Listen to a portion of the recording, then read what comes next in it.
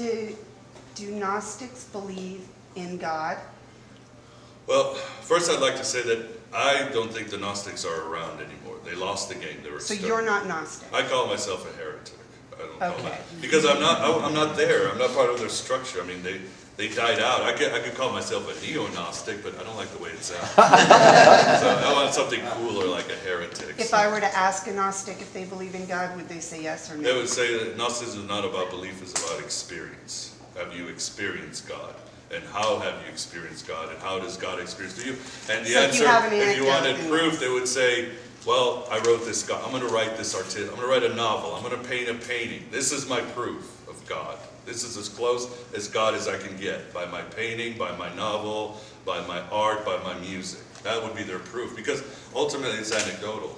And on to her question, if there is no Gnostic, is there any cults or groups that added or took some of the spirit of the Gnostics and added to the group? Like, I'll give you like Rosicrucian, some of the Numerades, although did they add on? You like the Masons? Yeah. They added on from other groups. They took some of the they knew they were a band. They read them. The Rosicrucians, Freemasons, obviously the Kabbalists, more of the Middle Ages, were part of the Gnostic stream. Sufis and so forth.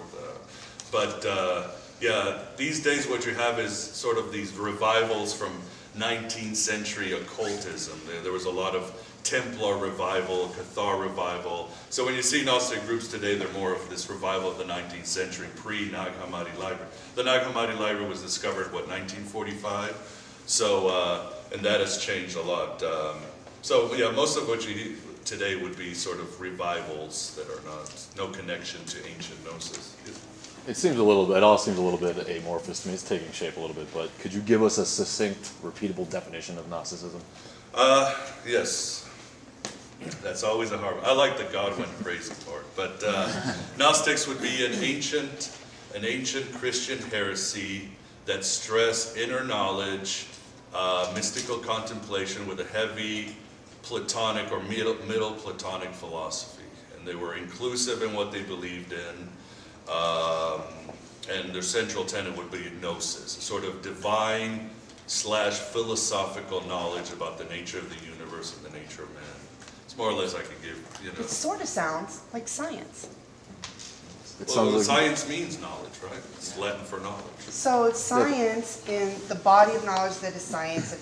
If I base all of my opinions about what reality is on science and the scientific method to demonstrate and falsify the ideas that I think are true, that sounds like what you keep saying, only they used myth to perpetuate that. Right. So if science were to say, make up some sort of story or allegory, instead of saying, oxygen is a molecule with so many electrons and so many whatever, we create a story about, instead of electrons, it's this character and, and all of that. That's almost the same thing, right? To make it dumbed down enough where generally most people can understand it. Yeah, but the Gnostics went into consciousness as a concept. So I'm hearing it right. The Gnostics value the myth, and they value the unimagined and the alternate state that we all sort of sense. Your dreams, the Matrix, maybe, whatever it is. I think in order to go back to your first question, Veda, why he doesn't necessarily agree that atheists are a complete ally is that atheists, a lot of the stone cold science atheists, don't even want to give any validity to the myth stories. Even if you admit, you know what I mean? Myth, I'm cool with that. Well, I think a lot of us are, but I think that's the divine part of it, though, is the part that as atheists we have a problem. Right. Because you said it has to do with spiritual divine. But a mythicist doesn't have to have. I don't think Joseph Campbell. No, he didn't was secular at all. But a lot of Gnostic teachings has to do with there might be a higher power or a higher consciousness, that type of thing. Is that true? Get at, and that's the dividing point, at least for me, as an atheist, because I'm spiritual, and spirit meaning God or something. So I think that's the part right there. So, but I think Veda's right as far as parallels that we see between any non-theistic worldview and a Gnostic worldview. we like the fact that Gnosticism pokes fun at religion. We like the fact that Gnosticism identifies things as myths. We just don't necessarily like the fact that it's a myth explaining some higher power, which we don't necessarily Yeah, and you bring up some good points, because the Gnostics were very skeptical, and there was, as I said, they loved deconstruction. And what was the other thing you were saying? First thing you were saying? I know I was rambling. Yes, the Gnostics Divine, yeah, divine implies to me there is some sort of prime mover, some Right. sort of creator, and there is zero evidence for that. And until there is, it didn't happen. And Can I no just matter what interject your something myth here? says, so. I don't mean to be rude, but Right. I do have to go to work, I got a call, but I'm just itching it, I don't mean to be rude. Yeah, go ahead. I listen to your show all the time, weekly, and everybody here seems to be, I disagree with you when you say, you said something about Gnostics don't believe in God. What I'm wondering is. I just asked, I didn't know. I got too much Diet Coke in me right now, so I'm trying to take it down a couple That's notches. okay.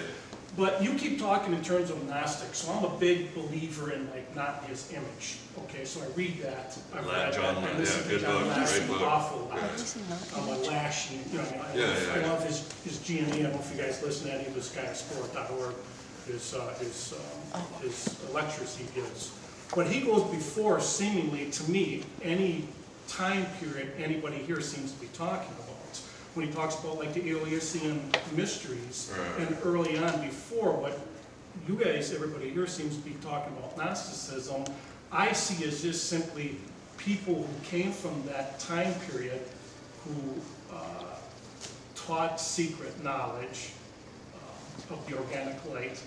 They believed, That wouldn't get in the you early killed. Telestai, believed that the earth was God.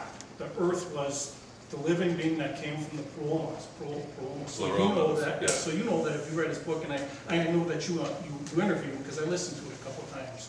So I wonder how you then rectify if you. Are you stating that he is wrong then? Because his time, when you talk about the Gnostics, you're always talking about it in a specific time period where I see the Christians just beat them to death. And half of them, maybe like Valentinian, they had no choice. If they want to maintain, like a lot of pagans, you talk about paganism, the other side of them, there were some radicals, but they all believed in God and nature, much like the Native Americans here did. And they all believed that there was a living being and there are energies that come from that earth and from our earth. If I'm explaining myself right, Gnostics, when they taught that, the Christians beat it out of them, so of course some of them would just have to maintain their own teachings to not be murdered like they were. I mean, right? I mean, you agree with that, right? Everywhere they've gone, you said yourself, they were tracked down and even and they were murdered in Asia. So how do you, if you listen to that, why do you stay on the time frame of Gnosticism that you do? Why don't you go further back in time to what, like John Lash is talking about, or do you just say he's wrong? No, I think a lot of things I like about it, but I think a lot of things I disagree with. I don't think we have enough, because all this stuff has been erased from history. Right. I mean, it's amazing we have the Nag Hammadi Library or what the Church Fathers wrote. Which he is But probably before that, there's not enough. I mean, the mystery religions were a mystery because they kept it secret. We know so little about the mystery religions, so we know very little about how the Gnostics or St. Paul came out of that But he milieu. didn't come out of that because St. Paul didn't come out of the mystery schools. If I said religion, if I brought that in, I didn't Of mean mysteries. No, I would disagree. I think St. Paul was trying to create a Jewish mysteries. Well, no, yeah, but not in line with what the original Telestis would have taught. Right. St. Paul, as Joel Atwill will tell you, was part of the radical Zadokine that was written. Did I not No, understand Joe that Atwill right? now thinks St. Paul was a crazy Roman emperor. He Well, came but- up, he was just this mystical, insane Roman emperor who took the Well, personality of Paul. Well, who helped create this false Jesus? I mean, that's what Joel Atwill is preaching. Joel Atwill is talking about early on in timing, that when he talks about a generation, when Jesus talked about, I'll come back, Son of Man will come back in a generation. 40 years later is when Titus came back and tore down the walls of Israel. But I think that there is enough narrative, it would seem to me, if you've not read the Nag Hammadi or read, as John Lash will say, through Not His Image, there is not a more cohesive,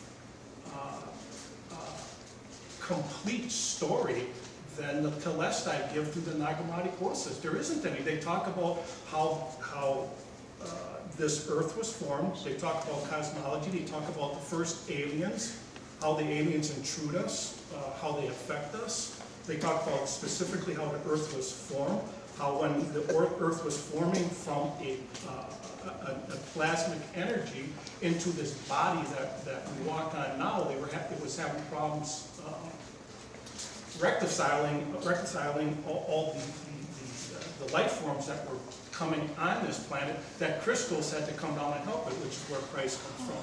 So this is early on, I mean, it's pretty, if you read enough of the Nag Hammadi courses, it's pretty clear in there that that's what they say. Yeah, I don't want to get into an argument or a discussion about Lash.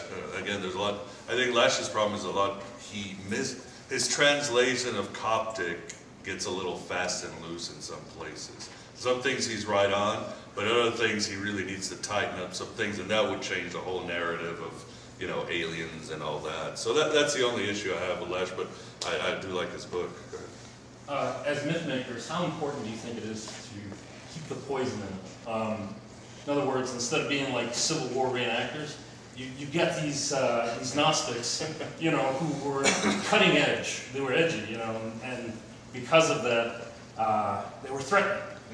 It seems like more and more, the more you fight the empire, you become infected by it. Yes, so it's immediately, as soon as you try to, as soon as you try to be cutting edge, as soon as you try to do that, it gets absorbed. How important is that poison? Well, again, I think what I'm trying, as an artist, I can say the best thing you can do is create. All of us, when I say we're an inner Christ, we're an inner artist. We're an inner Prometheus.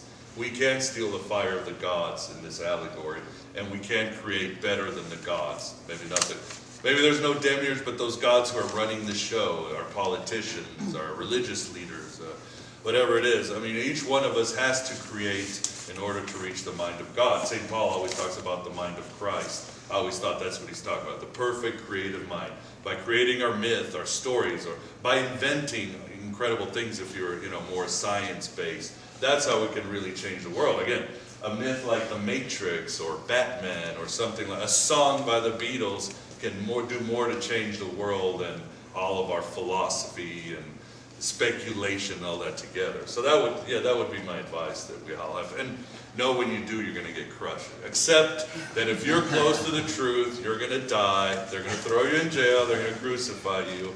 If you don't take the blue pill, don't take the red pill. It's a cosmic law for some reason.